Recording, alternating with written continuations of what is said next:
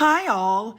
Everything in my video is pulled from the public domain, and I am using them under the Fair Use, Fair Dealings guidelines. Everything I say is my own opinion. You should look into this information for yourselves, but I'm pretty sure I'm right.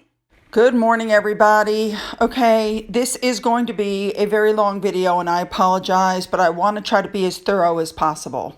We all know why Meghan went on the Ellen show. First of all, they're friends. Now they're friends. They didn't used to be. Second of all, as I've already reported to you, Sunshine Sachs said that Meghan needs to change her perception and she needs to be softer and more relatable. Voila, let's go on Ellen. Let's look at pieces of what went on and we'll dissect from there, okay? First thing you should know is that Ellen DeGeneres and Meghan Markle are both represented by Sunshine Sachs. The first thing I've noticed was that Meghan was dressed in a white shirt and a black pants that reminded me of a certain other guest of Ellen's, right? That's right, white shirt, black pants, trying to take after Michelle Obama. We all know that she tried to make friends with Michelle and Barack Obama, and that did not go well, and she's been snubbed by that group. But that's why I think she dressed that way. She's supposed to be more relatable to the average person. Now, first of all, she's not wearing her multitude of bracelets. She's not wearing $500,000 worth of jewelry, but she is still wearing, from what I can tell, the diamond pinky ring and her wedding bands. That's supposed to make her more relatable to you. And instead of a $7,000 or $8,000 outfit or a, $18,000 dress, she's wearing clothes that are, in her opinion, I'm sure, more affordable. We all know the name Giorgio Armani, and she was wearing his shoes, which retail for $675. I personally have never owned shoes that cost more than $75. Next up, we have the shirt. It's an Oscar de la Renta, and it comes in at $1,775. Yes, that's just for the shirt. People are saying that the shirt looks like something Ricky Ricardo would have worn on I Love Lucy. Anyway, it looks like the entire ensemble for the whole day was close to $2,700. I don't know about you guys, but I don't wear $2,700 outfits. For her, that's probably, bargain basement. Okay, let's move on to things she said. So you guys should also know that every single question was vetted by her PR team. This was all PR to soften her to people, to make her more relatable. So there were no surprises, okay? Meghan comes out onto the stage, and here's the first thing that Ellen says to her. This is really, but you said the last talk show you did was another decade ago. And that's a lie. She did Larry King in 2013, which would be 8 years ago. She also did a very cringeworthy, weird interview. You have to see it. It's on YouTube. It's horrible. With Craig Ferguson, also in 2013. She did the Rachel Ray Show in 2015, which was 6 years ago. She did the Today Show in 2016. That's 5 years ago. She also did The Nightly Show in 2016. Next up, Ellen leads her into a story about her car. Listen to this. So your car that you used to drive to auditions was a very special car. Now remember, this is a woman who could not remember months and months worth of emails and text messages and in-face conversations for a lawsuit, but she can remember this from 16 years ago. The alternating version you're going to see is from 2016. Watch this. A life of its own. So I had this very, very old Ford Explorer Sport, and at a certain point, the key stopped working on the driver's side. The lock stopped opening with the key, and the clicker wouldn't open the front doors. So you couldn't get yourself in through the door. So after auditions, I would park at the back of the parking lot, and I would open the trunk and climb in, and then pull it shut behind me and crawl over all my seats to get out. That's how I would come to and fro. Park at the back of the parking lot, and then I could open my trunk. For whatever reason, the trunk would still open with the key. Open my trunk, crawl into the back of my car, pull the trunk, and then climb to the front seat to drive off to my next Wait, but did anyone ever see you climb through a trunk? No, I would play it off. I would go I'm just looking for my resume and my highlighters for my script. Oh, maybe it's back there. And then crawl. Oh, my God. And play it off, look around and be like, I'm just digging for a headshot or a highlighter. Crawl into. Now, that story is very interesting, and you can tell she's been telling the exact same story the exact same way, but there's a problem with that story. It's a lie, according to her sister. Listen to this. He came to visit me in a Nissan and ended up having a rollover accident in the snow in Arizona. So when that vehicle, the insurance company paid out the vehicle, and that she got the new Explorer. So she got a very nice Ford Explorer. It wasn't a beat up old yada yada. Now, let me say with this story, Samantha would not go on television and say these claims if she didn't have proof of this, because every other thing that she's ever said, she's had receipts, whereas everything that Meghan Markle has been claiming, she's never had proof of anything. And of course, her credibility is shot because she perjured herself in court. I'd also like to point out that Meghan wants everybody to believe that she was this struggling person. Now, we already know, because we've looked at it before, that her father put her all the way through school in private schools. He took care of her college education. Everything was handled. Then she decided to go on and become a actress, and dad gave her the car, dad paid for the gas, dad paid for the insurance, then of course at some point she moved in with Trev. So this whole thing of I was a struggling person is untrue. All right, moving on. Here's the next thing. That's we met God, I don't know how many years ago.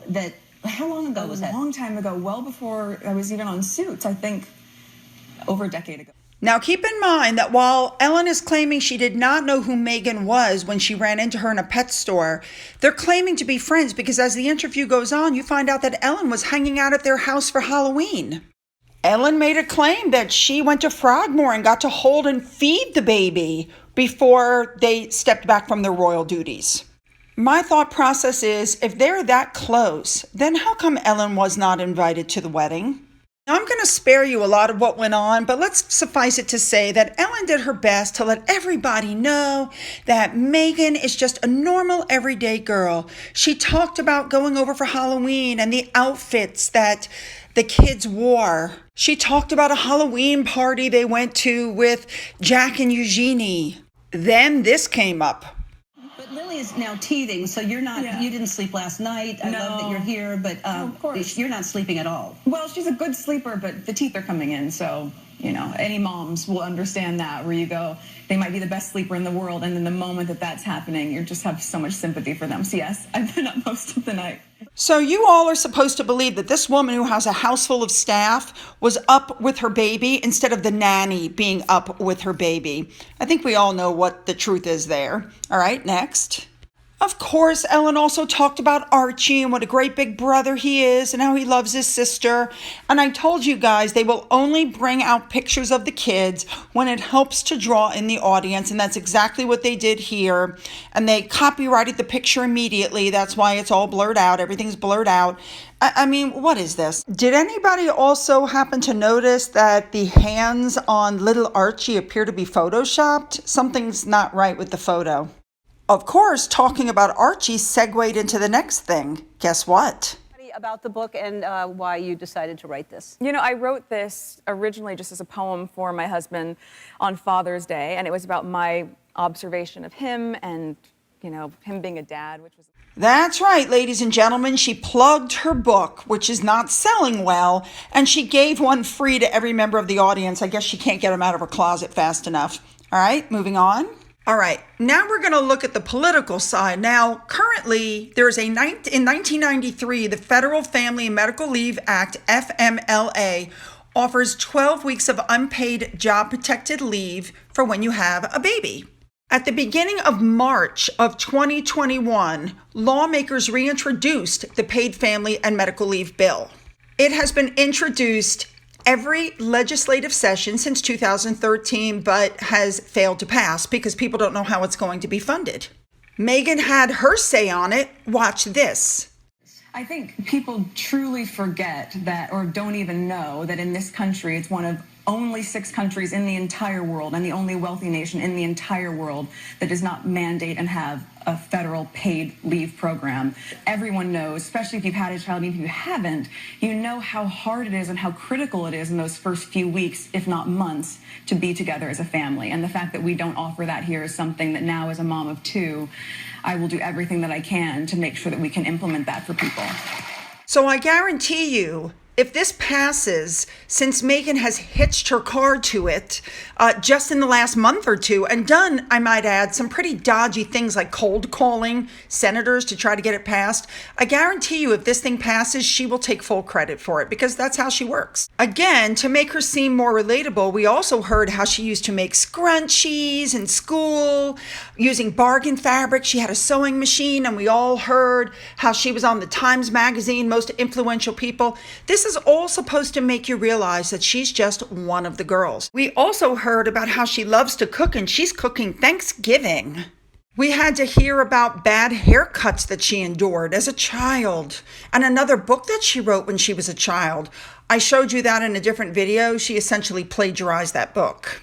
Supposedly, in these times, vendors just happened to be on the lot, and there just happened to be 3 tables, and they were selling goods, and Ellen sent Megyn in with a microphone in her ear, and she had no idea what was going on. People, please, everybody that was there worked there. This was such a setup, it was a joke. It was obvious that this was a setup. I mean, really, it was just, yeah, okay.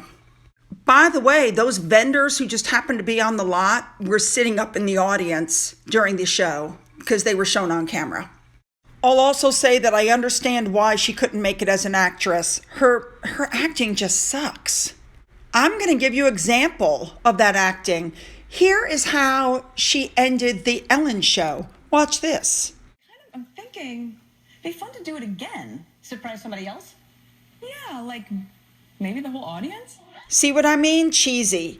And then I saw this on Twitter, which I thought was spot on. This person can't comprehend why someone who's been accused of bullying would go on a talk show of a woman who's been accused of being a toxic bully and having a bullying environment, and tell an anecdote about lying when you're being accused of lying. For me, if anything, this proves what I said before. I think Megyn and Harry think they're above everything. They're untouchable. We'll see how that goes. So as I stated before, this was supposed to be a rebranding to make people like her more because people just don't like her. For me, it didn't do it. I'm sorry. I don't like her any more now than I did then. And if anything, she lied here as well. Even the small lies, like you got to be honest. And I don't think she knows how to be. I think Megyn has her own thoughts about what truth actually is. And I think she's always been that way. But just now it's catching up to her.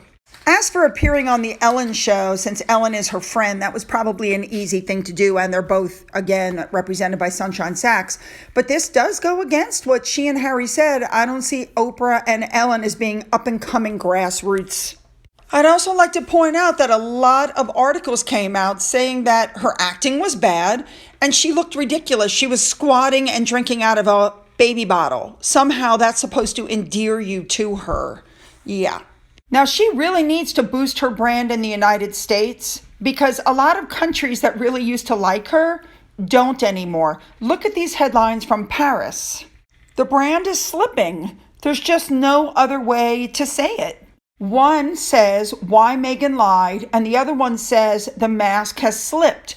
And these are magazines that were always favorable to them in the past. I mean, they're losing traction worldwide. Look at this magazine cover from Italy. I mean, they're getting it from all countries. It seems the United States is the last one standing. Some of Meghan Markle's followers, that crazy Sussex Squad group, is calling Ellen a sadist and saying that she was forced to do those things because they also realize just how bad those things Megyn did, how bad it made her look. I don't think it helped her cause at all. That was a lot of information, you guys. So, you know what to do. Leave those comments below. I cannot wait to hear them. I want to know, honestly, if you guys think that this interview helped their brand or hurt them. Don't forget to hit the subscribe button and the bell. You know you can follow me on Twitter. You know you can email me. And if you donated to my coffee fund, thank you so much. And as always, have a great day.